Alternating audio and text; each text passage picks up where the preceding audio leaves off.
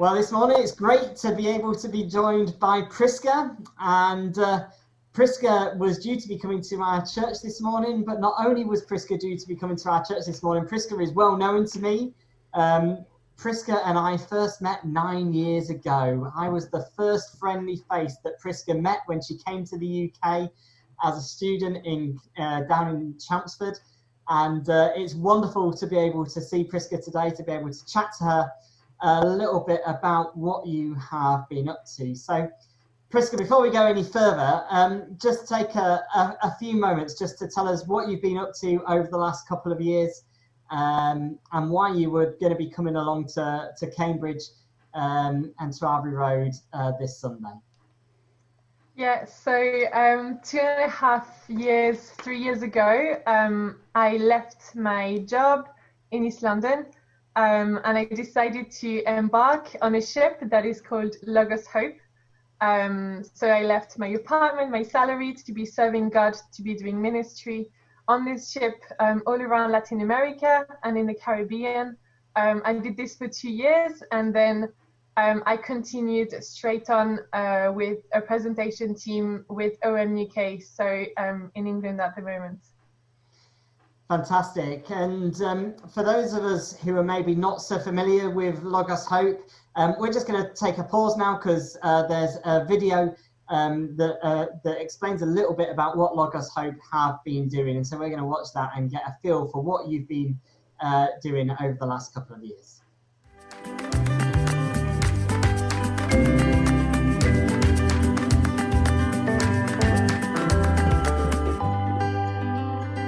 Hi there, my name's Jamie and I'm from the UK, and I work here in Book Fair, where I get to serve and interact with thousands of visitors every single day. Today we're in the beautiful island country of Barbados.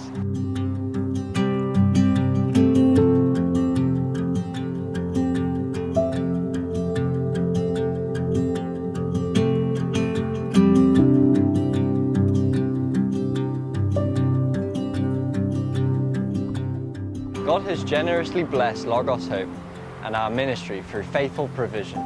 Several of the highlights from our outreach here in Barbados involve returning that provision to the community around us. We did this mostly through donations and workshops. We hosted a sewing workshop on board where skilled crew members could partner with leaders from 2 non-profit organisations to teach life skills to their students. One organisation works with mentally challenged young adults and the other with single mothers.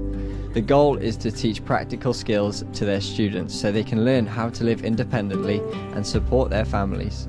We also donated sewing supplies for the teachers to use with their students. Lifelong skill training, that's a center for vocational training and also occupational and academic education. And most of the children who come have different abilities and also special needs. And as a result of having the sewing program, what it has done is open up the opportunities and the prospects for other little projects that the children can handle and do on their own. It is also an opportunity for us to learn how to make new things so that we can be self-sufficient, or let's say sustain the program of itself. One team went to coach and play with school children in a friendly basketball match. Between games, crew members shared what we do on Logos Hope and how God transformed our lives for a relationship with Him. This also gave us the opportunity to donate Bibles and sports clothes to the children. It truly has been an amazing time here in Barbados as God continues to do great things. Follow us in our next steps as we head to Jamaica.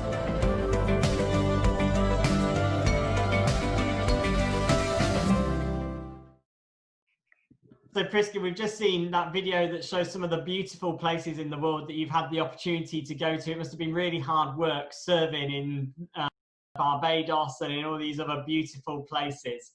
But in the video, you mentioned about how you had the opportunity to go and share your story of how God has transformed your life and how you've seen that transformation take root in other people's lives as well. Mm-hmm. And so I just wondered if you could very quickly just share one story of how you've seen God's transformation through the work of Logos Hope whilst you were on board?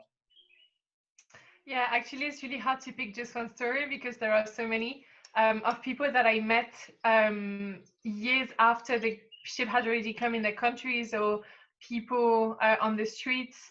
But one that really impacted me was a person who volunteered on the ship in their own country, so only in one port. And the guy was not a Christian, but he was somehow connected to the church. And he decided to come on board, and just seeing the atmosphere on the ship, seeing the community, and just the fact that God was so strongly present.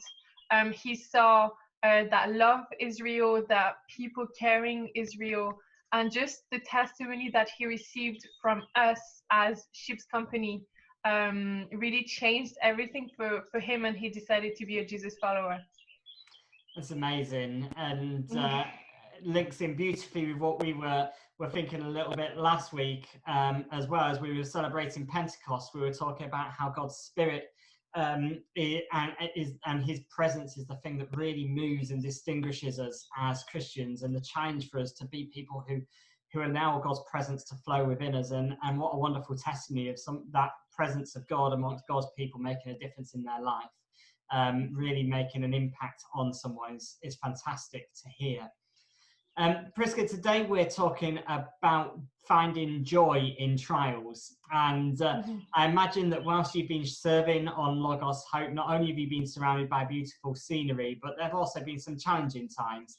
You've been thousands of miles away from home, you've been in probably quite confined environment with a lot of people, and I just wondered if you could share some of those challenges that you've experienced whilst you've been serving God on the mission field with Logos Hope as well.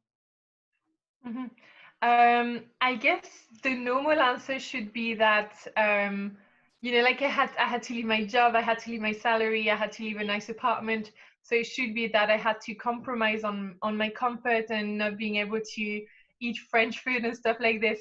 But actually, the hardest part for me was because we're doing ministry.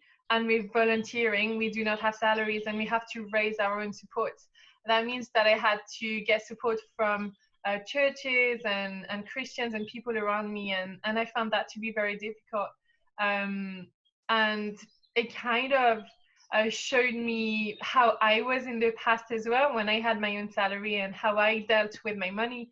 But I think the hardest part was to realize that somehow, how God blesses us so that we can bless others, but many of us have that mentality of it's my money and I do what I want with it, and just realizing the limits with our generosity, and the fact that it should not be so hard for people to be missionaries and for people to be doing ministry, but it is. And I think that's really what was hardest for me.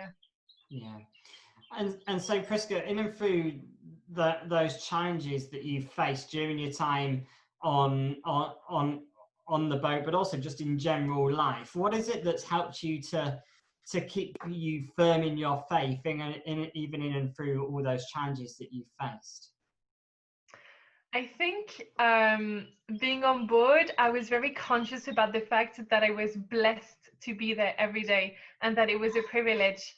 And just knowing that I was serving God with every part of my life, I was living on this ship for God, I was working for God, I was going to the streets and ministering to people for God and sharing my testimony for God. It was just amazing to know that everything I was doing was to serve Him and for people to know Him. And it was just so satisfying and so filling. And also just the fact that you're in a community with 400 people from 60 to 65 different countries, and we're so culturally different, but we're united by Jesus. And just because we're together and we pray together and worship together, it was just a strong atmosphere, and it did so much good for my faith and my relationship with God as well. That's amazing, and fantastic to hear the way in which it's the whole community grounded you during your time on the ship. Prisca, it's been amazing to chat to you today, to hear some of your passion for God, for the way in which you've been able to serve Him through your time on Logos Hope. But if there was one thing that you could say, this is how I've grown in my faith in and through everything that you've been through over the last couple of years, what is it that you would say has been your one big growth area, so to speak? Yeah, I think within 2 years, so much happened. We have a very intense life on board.